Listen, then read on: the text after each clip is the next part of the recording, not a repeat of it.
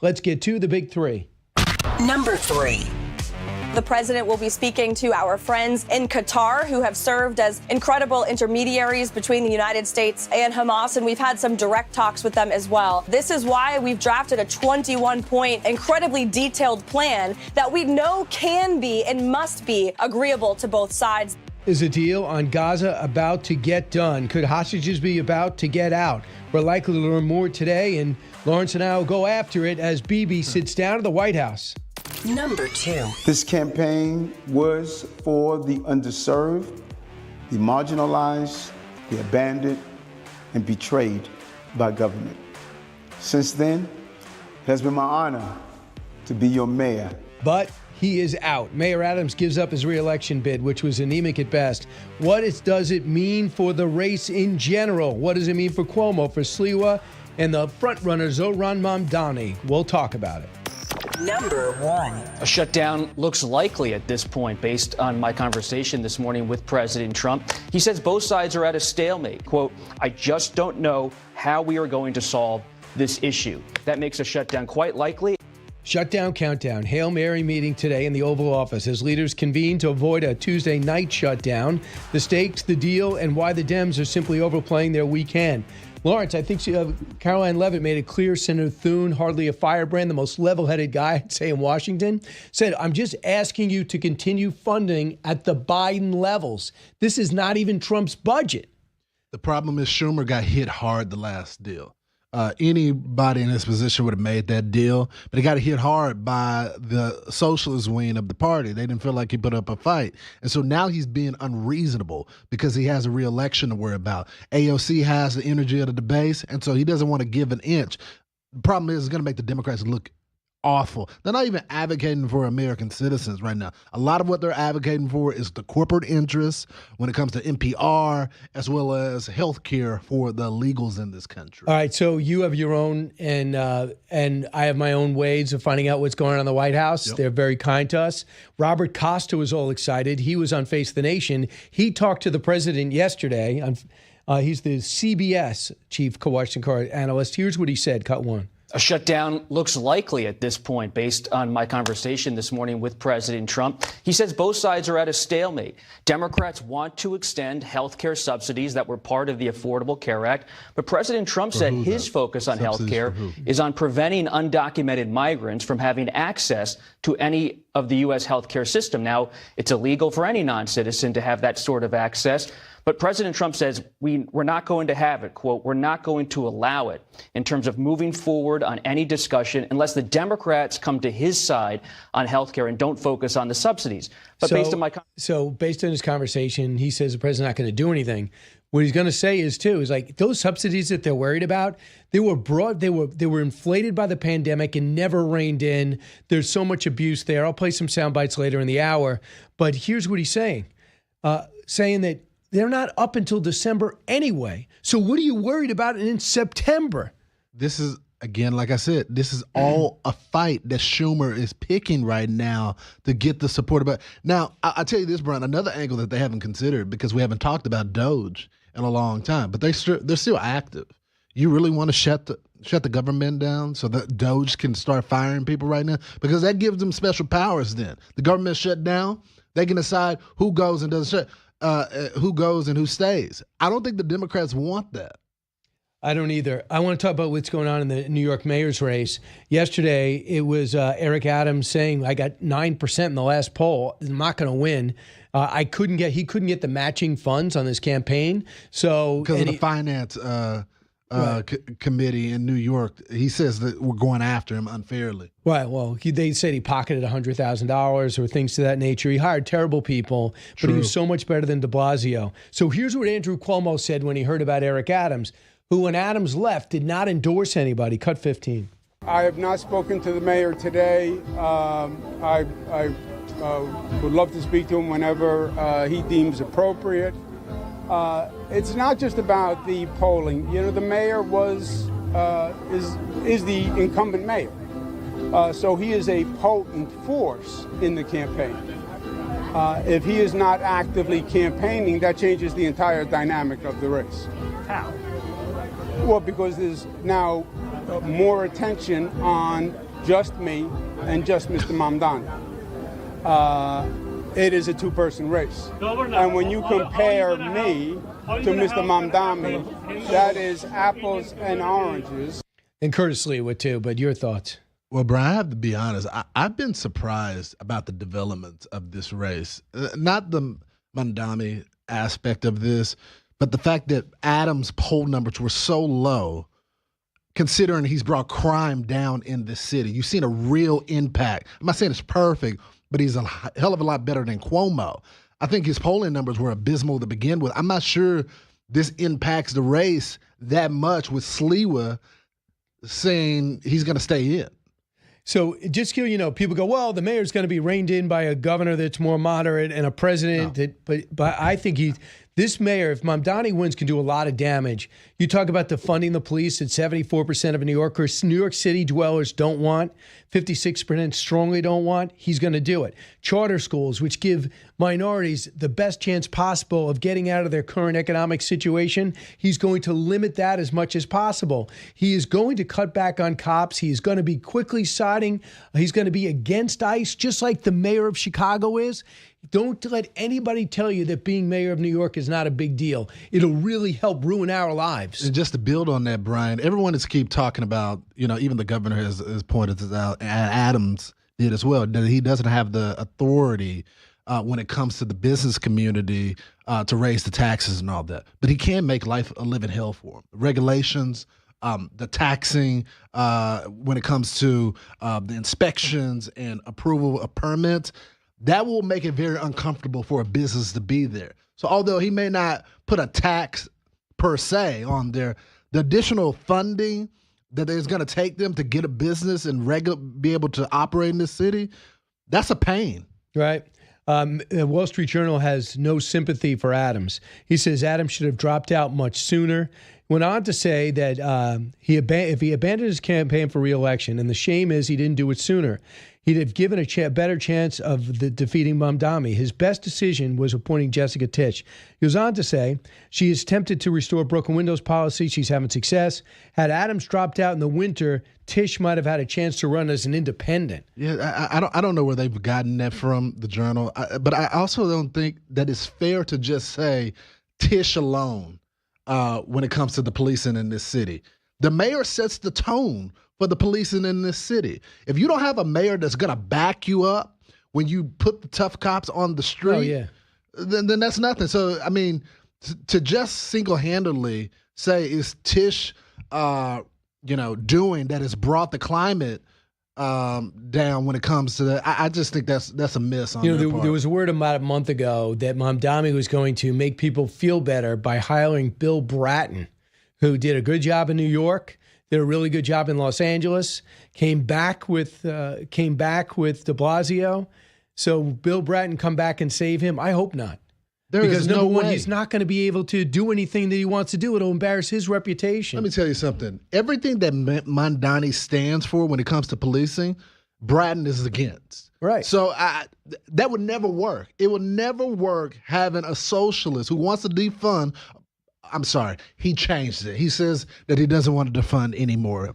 Apparently, he got enlightened after a cop was assassinated. But he still wants to get rid of the unit, the Special Operations Group. So you're going to have a bunch of therapists showing up with a guy that has a gun or a knife to a woman's throat. That's not smart. I want to come back and talk to you a bit more, especially about the killer of Charlie Kirk. But I want to bring you to the 1977 cop killer Assata Shakur, who escaped this country and went to Cuba and died over the weekend.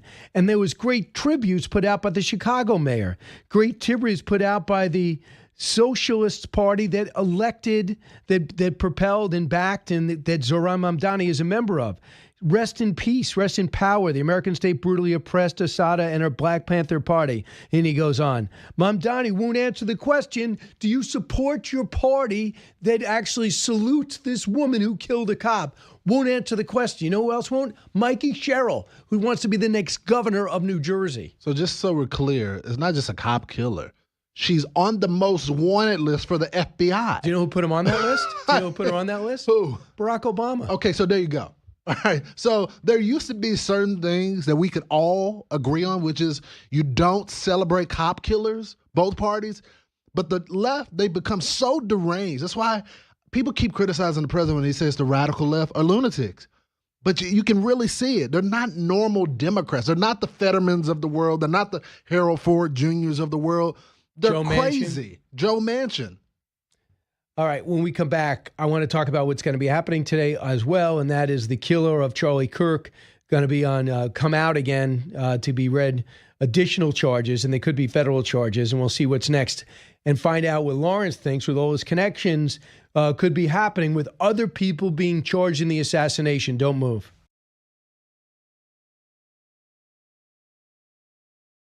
It's not been finalized yet, but we're working with President Trump's team, actually as we speak, and I hope we can make it a go because we want to free our hostages. We want to get rid of Hamas rule and have them disarmed, Gaza demilitarized, and a new future set up for Gazans and Israelis alike, and for the whole region. Your thoughts, Lawrence? I mean, we keep hearing that this is comprehensive and people are optimistic. I feel so. Even Caroline Levitt today with us on Fox and Friends was optimistic.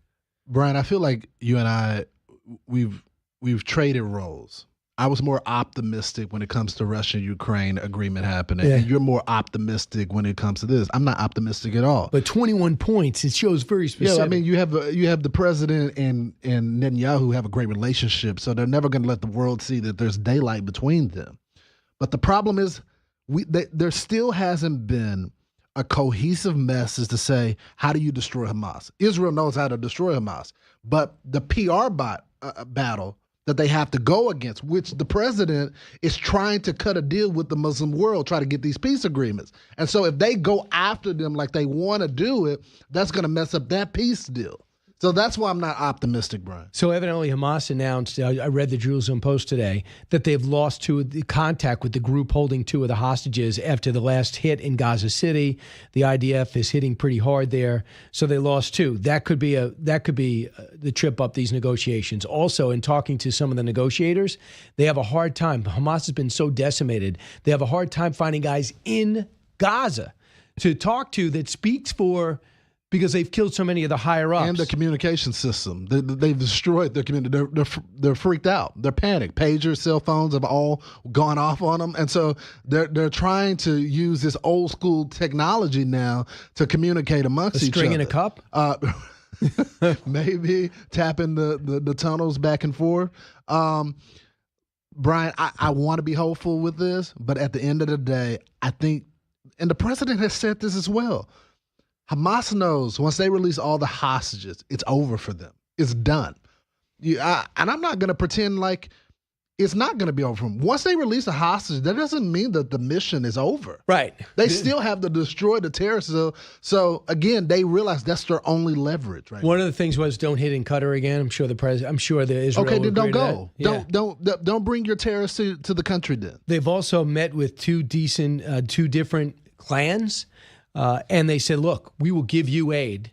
We will help you with intelligence to fight off Hamas. We want you to be the next guys in charge. So they've identified two clans they could possibly work with because they do not want to work with the Palestinian Authority. We don't need your help. And when I say we, because America is keenly connected with the Jewish state, with their intelligence network. The Mossad doesn't need any help from these cells. Oh, no, I mean the IDF is connected with these clans in order to have somebody on the Palestinian side represented. That's what I'm saying. That's what I mean. We don't need, they already got the necessary people within inside of them. You guys have to turn them all over. If you want freedom for your country, you have to make it very clear to the world and them. And I know it could be a suicide mission for you. We don't want you here anymore. They keep polling the people within Gaza. They still want Hamas as their leadership. So something got to give. Right. But then again, this is what I worry about. This is the optimistic side. Do they know Hamas is in charge? I'm not going to sign my death warrant by answering a poll that could get tracked to me that says I don't want Hamas to lead anymore. Follow me? So I'm just saying that as long as they have the guns, the mob is king in the area. That's why I got to give a portion of my income to the mob. And pretend they're not stealing all the aid and then reselling it to me. So lastly, on Tyler Robinson, who's going to be in front and center today. I know he's going to be convicted. Death penalty, it's going to take forever. But I'd like to know where the investigation is. And I believe I'm getting some people telling me, but you have better sources, that they're going to go after the boyfriend. And that he's being friendly and open now, but they do not believe that text. They think it was too perfect, too cute to be perfect, too perfect to be too cute to be perfect, however you say it. They believe that he was in part of that, and does it get bigger on that if you look down the pike on Discord? So what I'm hearing, and again, this is sourcing. This could change. Is that the feds want to go after him? The state want him to continue to be a cooperating witness. So there's some division there. This often happens. The states has a priority and the feds have a priority. The feds are like, he knew it was going to happen. He destroyed evidence, and he's only helping now. You mean the trans partner? Correct. Right. Not that he knew before, but he knew about him. He didn't turn him in, and that he destroyed that note. So the feds want to go after him on that. The feds also are the ones that want to go after the entire network of terror cells within the domestic terror cells. Lawrence, you get it like I get it. I have people, intelligent people, maybe not in the news, that tell me, well, is that true that Israel's behind the assassination of Charlie Kirk? They got to stop it. I mean, is it true 9/11's an inside job? They got to stop it. What is going on? They got to stop it. I mean, Brian, I try to figure out, people that I respect, or at least I thought I respected, are saying some of this crazy nonsense. And it's honestly, Brian, it's the growing anti-Semitism in this country, that the Jews are responsible for all they sit in these basements and they come up with these theories. And I think the people that are online, some that we once used to respect, they have gotten attached to the monetization of it.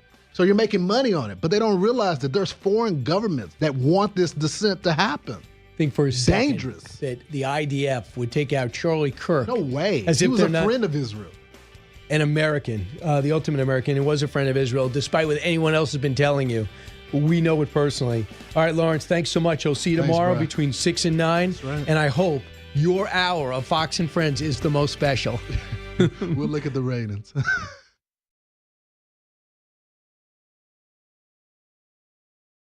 And shutdown countdown. Hail Mary meeting today in the Oval Office as leaders convene to avoid it.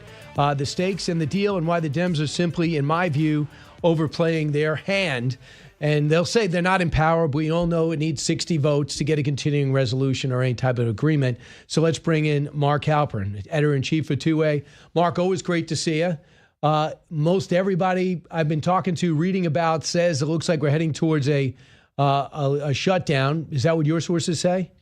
I mean, almost definitely. They could reach some accord today. I'd say probably a 10% chance. But both parties, I think, are unafraid of a shutdown. And unlike some of these shutdowns in the past where one side seemed to have the upper hand, even independent handicappers, I don't think can tell you for sure who would win the politics of a shutdown. So whether it will last 2 days, 2 weeks, or 2 months, I think it's too soon to say. But I think we will have one of those classic countdown clocks that go past the deadline. Why do you think that Senator Thune and Speaker Johnson discouraged the president from having that meeting last week? From the people I talked to, they did not like the Democrats' posture. They think it's unrealistic, and they thought a meeting where one side had demands that were never going to be achieved was just not only not a good use of the president's time, but they're talking about health care. And that's an issue where Democrats traditionally do well. So to have a meeting where the Democrats could come out and say the Republicans were unreasonable on health care, I think they thought was just not in their political interest to do. So now we know the subsidies are not going to evaporate until November, December. So saying that they're going to go away if we have this continuing resolution is just wrong. And this is the Biden budget, right? The big, beautiful bill has not kicked in yet. This isn't the Trump budget. So you're asking to continue spending at the rate that Joe Biden wanted you to, but Chuck Schumer caved last time, or he was perceived to be caving, and we just knew he's not going to be, for his own sake, wouldn't want to be perceived caving again, right? Yeah, you cannot be a leader in the Democratic Party today if you have a posture towards Donald Trump that's anything but fight, fight, fight.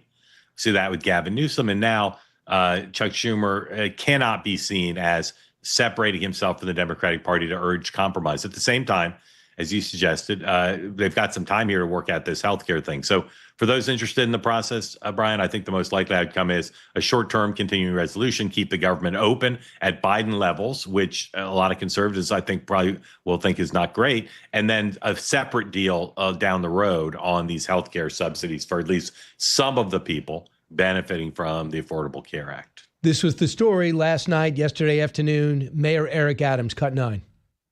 When I was elected to serve as your mayor, I said these words.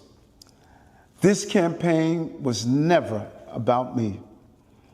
It was about the people of this city, from every neighborhood and background, who had been left behind and believed they would never catch up. This campaign was for the underserved, the marginalized, the abandoned, and betrayed. So he's out. If you can't get into double digits at this point, you're out. The Wall Street Journal says you should have got out earlier. This is not going to help. The president feels the same way, that I'm not going to give Eric Adams a deal or a job. Can't get confirmed anyway. I'm not going to do that because Slee was going to stay in, and I don't think Cuomo's got a chance. What do your sources tell you is the reality on the ground? Is Mamdani inevitable? He's inevitable today, but things can change. First of all, we need to see what kind of negative ads run against him. Second, there are 2 debates coming up. And I think if the moderators, unlike in the primary debates, if the moderators ask Mamdani about things like policing, about legalizing sex trade, about some of his more liberal policies, if that's the way they focus the debates, rather than the primary debates, which focused a lot on Andrew Cuomo, then I think you could see a changed dynamic. And Sliwa doesn't have to get out of the race. He's the Republican on the ballot, as long as people don't see him as a factor. The paradox, though, is the more Donald Trump or Chuck Schumer or Hakeem Jeffries, the more the establishment of both parties makes it clear they favor Cuomo or they don't like Mamdani, that may help him. That riles up the base. That rallies up the anti-establishment part of the Democratic Party. So, like I said, today, Mamdani is a lock to win, but we got over a month to go, and I suspect the debates could be pretty important. So that's interesting. Do you think Cuomo, I don't even remember, does Cuomo have a reputation of being a good debater? Historically, okay. But in the primary debates against Mamdani, I think part of the reason he lost was he was horrible. I think he'd be wise to prepare, but also he's got to hope, whether he works the refs in advance or not, he has to hope the moderators focus on the front runner. Mamdani has been facing, and this is a kind of an under the radar thing, he's faced some tougher questioning over the last couple of weeks, and he's not done well. He's not been able to really answer some of these tougher questions. Most debates focus on the front runner, right? So if Mamdani, a lot of people in New York have never heard Mamdani speak. They haven't focused on the race.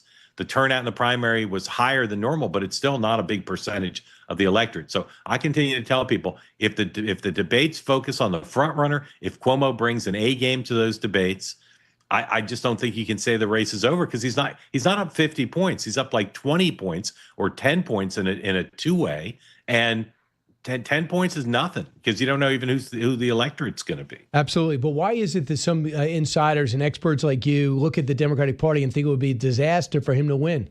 And is that part of the reason Hakeem Jeffries, Senator Schumer, Senator Gillibrand, Congressman Gillen, Congressman Goldman have not endorsed the guy?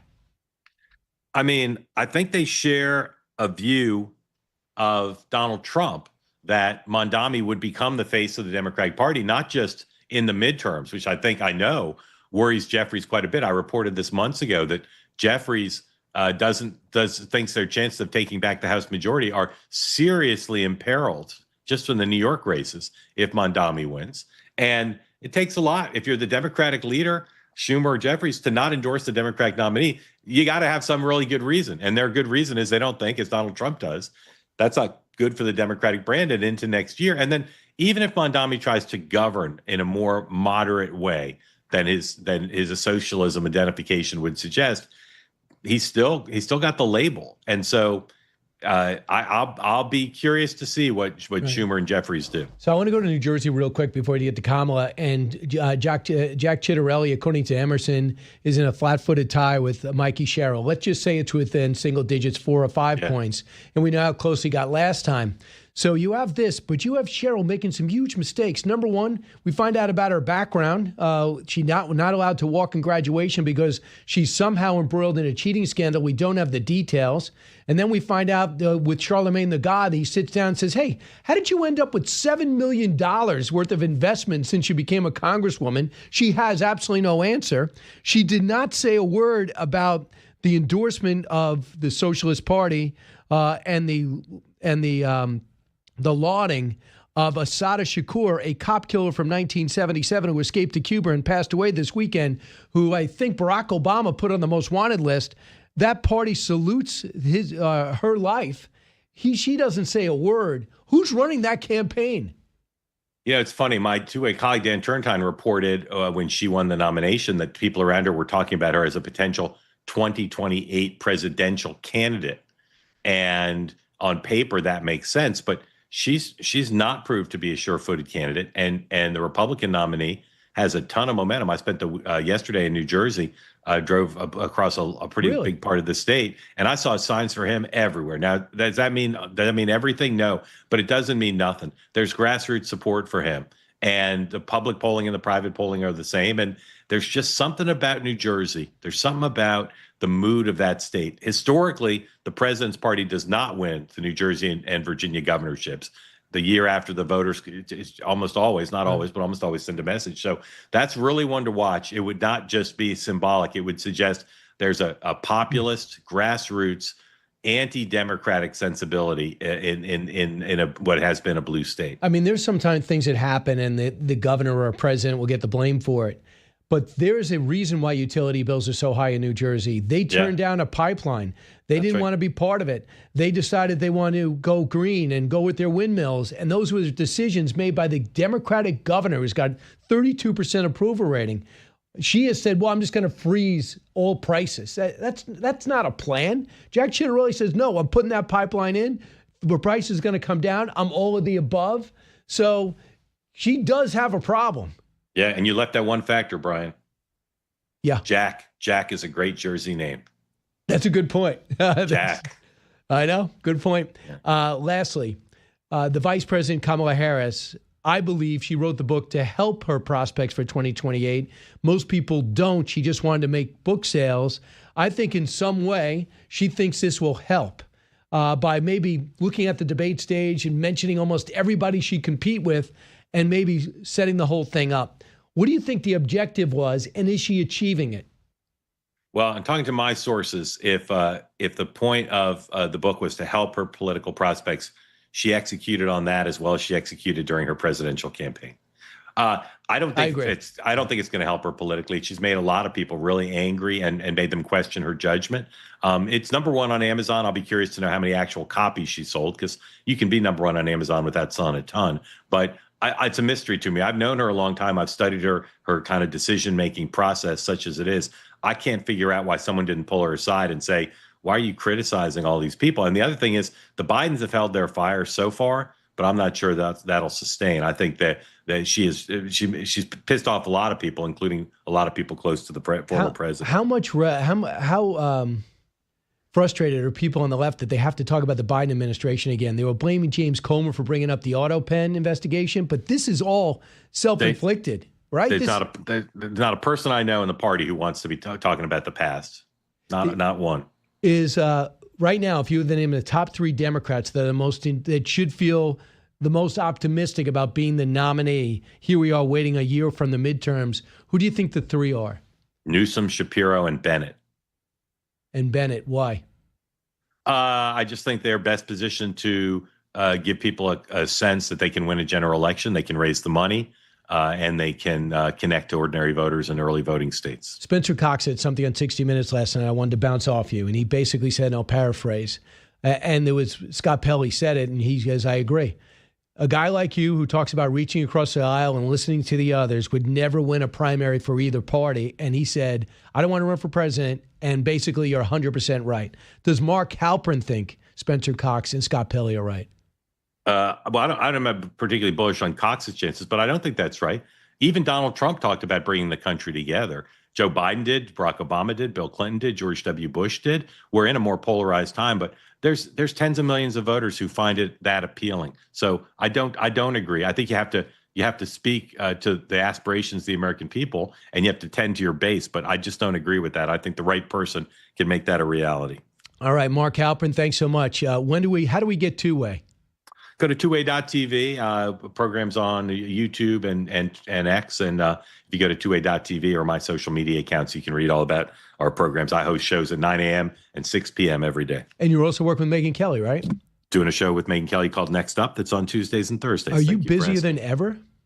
I'm pretty busy. I don't know if I'm busier than ever, but I'm pretty busy. Are you loving it? And grateful to it. Yeah, I do. I love all my shows. I love the two-way community, the opportunity to talk to folks from around the country, get to come on the program, raise their hand, and be part of the conversation, and learning a ton. And I've never started a business before, so I'm learning about that. Managing people's vacation days. There you go. Mark, thanks so much. I learned Brian, thank you. Great to see you. Yeah, every time you're on, I always pick something up. I appreciate it.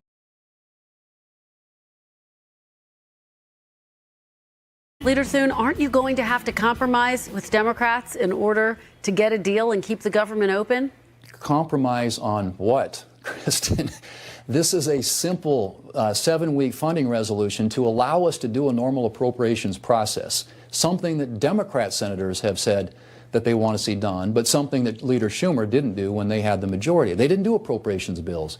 This is new leadership. We're trying to do appropriation bills in the old-fashioned way, in an open, transparent way. I don't know where what we're supposed to be negotiating. This is a simple, straightforward deal to keep the government running. So for the next 7 weeks, we have an opportunity to finish the appropriations process. And that is Senator Thune, Majority Leader, who is going to be meeting along with Speaker Johnson, President Trump, Hakeem Jeffries, and Senator Schumer today in order to avoid a government shutdown. With us in studio, if you're watching the stream, you can see him, Congressman Dan Meuser of Pennsylvania. He participated in the Tunnel to Towers run on Sunday. I was able to do that once 2 years ago. It was a fantastic experience. So before we talk about the shutdown, talk about something good. Yeah. Talk about why was it important for you to go, and you saw the thousands that showed up. Is it amazing 24 years later? You know what, Brian? It was one of the best events I've participated in, and I don't know how long. I mean, it was just so inspiring. I mean, in honor of Stephen Siller, of course, what he did, fireman, worked all night, got off duty, got in his car, started driving home, heard about the attack, went back to the firehouse. The trucks were gone from his firehouse. The trucks were gone in Brooklyn, put on all his stuff, all his gear, ran through the Battery Tunnel, jogged through it 3.5 miles. That's the run we did into a burning building. Right? Imagine running up and watching 2 towers on fire as you approach, and then he goes into that building, goes up and gives his life saving people. I mean, and I'll tell you what, the inspiration, I mean, talk about red, white, and blue coming together. I mean, it was absolutely marvelous. I think everybody, we had over 30,000 people there yesterday. And Frank Siller, what an incredible guy. Joe Piscopo was there, I told you. All kinds of the fire commissioner. It was really just a great event. All walks of life. You had the military, you had Army, Air Force, young people, older people. Firefighters were there, too. Some of them ran with their equipment. Fox had a big team there. Fox is a huge supporter of it. Right. And more Democrats need to come out. For some reason, Democrats think that it's more of a Republican thing, but there are definitely some there. Yeah. Right. And it was just, it was just a great human race thing. Nothing racial about it. It was just a lot of different people, all walks of life. It was fantastic. And I'll tell you what, next year, the 25th anniversary is, and we have the 250th of our country and everything. It's going to be that much more special. So I'm looking to get a good group of Congressional caucus there, and just really take part in something that's great for America. And by the way, if you don't know, the congressman's in great shape. He has no problem with 3 at 5K, 3.5 miles. But my daughter was there too, said it was a great event. So let's talk about the shutdown. I don't see anything stopping it, right? I mean, it looks like it's going to happen. They don't want it to continue to fund the government at the current rates, even though it's Joe Biden's rates. This is the Biden budget. Yeah, it is the Biden budget, and that's the ridiculous part, right? I mean, 90% of it is the 24 budget, the Biden budget. There's really no changes to it, and there's a reason behind that. Republicans need to understand. Look, we got the one big beautiful bill done that was took up a lot of time. Obviously, we're doing the appropriations bill. There's regular order coming out of this in 7 weeks on November 21st. So you think you'll get all 12 done? Yeah, we're determined to. Our chairman of appropriations, Tom Cole, real good friend of mine, and all the other committee members, we do. And over that 7-week period, we actually do. And then we'll vote on a budget and move on from there.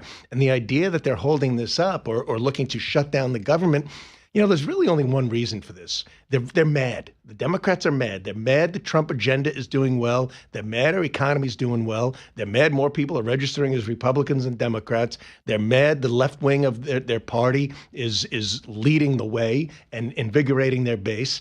And they're trying to do something about it. And we see what they're doing about it. They're vilifying Republicans in a horrible way. And they want to stop any way they can, even if it causes more damage than anybody would like. Here's Chuck a shutdown. Yeah, here's Chuck Schumer, cut 4. The meeting is a first step, but only a first step. We need a serious negotiation. Now, if the president at this meeting is going to rant and just yell at Democrats and talk about all his alleged grievances and say this, that, and the other thing, we won't get anything done. But my hope is it'll be a serious negotiation.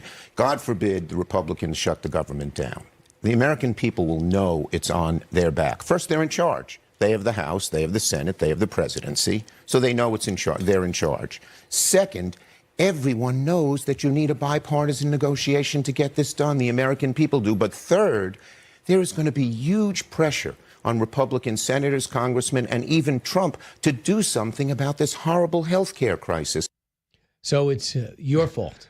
It's your fault. But they're like, we don't know you need 60 votes. Well, fortunately, Chuck Schumer is probably the least trustworthy politician out there, perhaps, and that's one of his problems. He's afraid of his base leaving him, so he's got to show that he's fighting. He's got to show he's a tough guy. He's putting politics completely ahead of the people, and then bring in Hakeem Jeffries. I got to tell you something. I don't dislike many people in the U.S. House, Republican or Democrats, but when someone is as phony as a minority leader, Hakeem Jeffries, okay, 90% of the time he says something, I know as a fact it's completely false. And the case that he doesn't believe it, or you just think he has it wrong? I think he deliberately has it wrong because he's got the only way to express, to try to sound rational, is to make things up. The case that they originally made, trying to say we had a promise not to ever do any reductions or rescissions moving forward. We had to change basically some of the most important provisions in the OBB, and then now he comes up with this ACA, the Affordable Care Act changes. This only came up 9 days ago. They weren't even smart enough to use this maybe as leverage. They're now using it to hold the whole budget hostage. We can do both. We can keep the government open and work on and put together, talk about negotiating and compromise. There's a couple of things in the ACA that need to be fixed. Not many, but a few things. I don't even think Democrats are okay with people earning $500,000 or more are now receiving subsidies for the Affordable Care Act. That's simply not right, and that needs to be corrected. Well, and also a lot of this stuff, I understand, happened during the pandemic. Exactly. So I guess they decided to pay, Senator Markwayne Mullin was saying that the government was paying 4% of their premiums to everybody because they were having trouble affording things, not working for whatever reason, along with unemployment and all the other problems that we put out there, and extended the pain. But you got to roll that back. And they're saying, no, you want to cut health care. Right. And that's completely false. And what Mark Wayne said is completely right. Nearly 33% of the payments of ACA go to insurance companies that aren't providing any services. Right. It wasn't written right, but it was done as a temporary plan, not permanent during COVID. So yes, that certainly should be corrected. So what is going on in Pennsylvania? People are saying, looking at that state and saying, by the year, it is getting more and more Republicans. Yeah. It is trending more and more red. Mm-hmm. That wasn't the case a few years ago. Mm-hmm. They were talking about, what's happened with the Republican Party? They lost their direction. Trump has split the party. People weren't buying him. They couldn't get into him. They became anti-Trump. Well, most of those people are gone, and Pennsylvania switched. Can you explain what happened? Oh, definitely. Look, we're a working, we're coal cracker country in my neck of the woods. We're steel manufacturers, a lot of blue collar, of course, a lot of rural. These were traditional Democrats, okay? And it's the proverbial, the party left them. They don't want to leave the party. The party has become extreme. The party is about San Francisco, Nancy Pelosi style elitists. But they elected a Democratic governor, didn't they? They left to... They elected a Democratic governor. Well, we did, and very, very unfortunately. And now I will tell you this, though. When we elected Wolf, there was about a 900,000 disparity between Democrats and Republicans. When we elected Shapiro, it was whittled down to about 350,000. Benefit Democrats? Democrats over Republicans. Today, it's less than 100,000. So there's been a lot of movement in that direction. And now on the same note, you got somebody like Josh Shapiro, who's severely left-wing. I mean, he's very, very liberal. And he has really no That's plan. not his reputation, but you say when you drill down on when you drill down in his record, it's a different story. Absolutely. I mean, he wants to emulate Connecticut and Massachusetts as opposed to Florida, Georgia, Tennessee, the Carolinas, Texas. And if we had a governor, and I hope we do, in come 2026, got Stacey Garrity, good friend of mine, is our endorsed candidate. She will have a plan. We will have a plan that can put Pennsylvania in the top 10 rather than being in the bottom 10 in every category. Well, one of the big stories is Senator Fetterman appearing with Senator McCormick, Democrat and Republican, and has no problem bucking his party. And all of a sudden, about 2 months ago, all these stories start popping up in the New York Times and Washington Post, how Senator Fetterman, his staff is unhappy with him. He has no friends in Congress. He's aloof. I don't know if it's related. It doesn't seem to be that way. Cut 8. But, I mean, on the left, you've got such extremes. Would you consider switching parties? No, I'm not going to switch, but I'm just going to be an independent voice in the Democratic Party. I'm not going to be afraid if people, and if there are groups attacking a Democrat, the last one in Pennsylvania, then that's part of the problem, in our party. And if you want a Democrat that's going to call people Nazis or fascists or all these kinds of things, well, I'm not going to be that guy.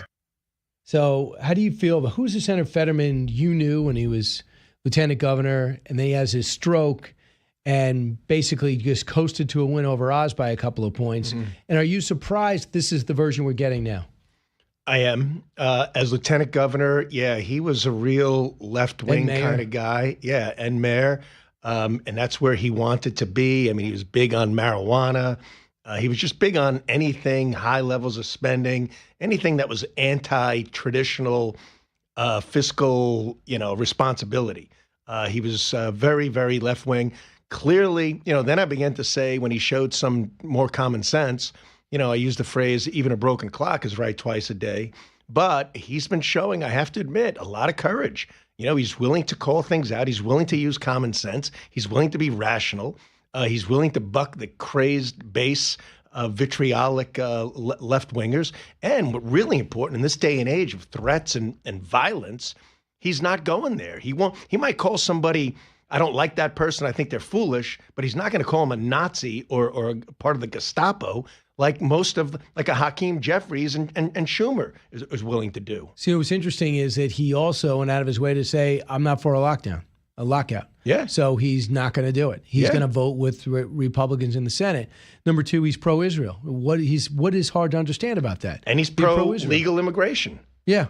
He's for reinforcing the border. Yeah. So that's why people think he might flip. Remember, they tried to get Joe Manchin to flip, but he ended up as an independent. Your thoughts among Democratic circles, is he destroying his career? Will he have trouble? Will they try to run somebody else against him? But Pennsylvania, that could backfire. Probably. They're going to run someone. He'll have a primary fight. Admittedly, if he is their candidate, it makes it more difficult since he's shown rationality that to beat him in the general. I will tell you, though, look, he votes with us maybe 15% of the time. That's about all. Some of these important positions are appreciated, and that's truly where I think someone who cares about governing, not just politics, should be. But on the same note, he still votes against us a good 80% of the time. You're from New York. How astounded are you that we're looking at a mayor's race that has a socialist up by 20 points? Yesterday, Eric Adams dropped out, leading Curtis Sliwa, Cuomo, and Mamdani. Here's Sliwa yesterday on will he drop out? Cut 16. About time the soap opera's open. 1 down, 2 more to go. 37 days, 37 nights. I'm campaigning 20 hours a day, as you can see, in the streets. None of the other candidates are in the streets, and definitely not in the subways. Let the voters decide November 4th. He says he's not going anywhere. Does it matter nationally, this mayor's race? Because it's got the national spotlight. And Curtis, as a Republican, would you want to see him drop out? Yeah. Congressman Meuser. No, I don't think Curtis is going to drop out, right? I mean, I don't know what would be the best move for us to keep a communist from being the mayor of New York City. The people got to really be paying attention to this. I mean, this guy truly is just not even qualified. Okay, he's got a bit of a charismatic personality, but his ideas are as antithetical to what's needed for New York. I mean, I'm not going to say he's pro-crime, but he's very much anti-police. He's pro-taxes. It's already too costly to live in New York. And he's pro-basically socialism, which means a bigger government and more spending. So what in the world is he going to bring to the table? And look, Andrew Cuomo, I mean, he's lost everybody's trust, right? See, that's the problem. I mean, I drove in a cab this morning. I asked the cab driver his thoughts. He goes, I can't vote for Cuomo. This guy lives up in Harlem. He said, he doesn't have my trust. He did the wrong thing by people. So, and he's no cash bail. He's the one who stopped the fracking. Yeah. He's the one who kept natural gas from passing through New York. And that's why our utility price is so high. He shut down a nuclear plant without anything to replace it. He made so many terrible moves. Right. And look at COVID, right? Here, we go back. The worst. Right. He couldn't have been any worse. Right. So and it's not funny. It was deadly. It was. Yeah. And I just think, last question, Congressman, on some level, even though I hate it and I'd rather him not win, do the Republicans want him to win, Mamdani, so they can make him the face of the Democratic Party? I don't think so. I mean, you look at what the silver lining might be, but no, I think we care more about our society. I certainly care more about New York City, right? I mean, the days of Giuliani, right, where we were tough on crime, where we were tried everything we could to bring in more small businesses, where New York was thriving, where New York people felt safe and people felt welcome. Today, I mean, let's face it. I mean, people have been being chased out. Right. And back to Adams for a minute. I mean, you got to hand it to him a little bit too. Showing the courage to drop out for the betterment of New York, as opposed to his looking after himself. Absolutely. Eric Adams, one and done, four and done, but one term and done. Yeah. Congressman Dan Meuser, thanks so much in Pennsylvania. It was great of you to give you time to run in that Tunnels to Towers race yesterday, and I'll see you out there next year for sure. Outstanding. That's great, Brian. You're the best. Appreciate you. Back in a moment.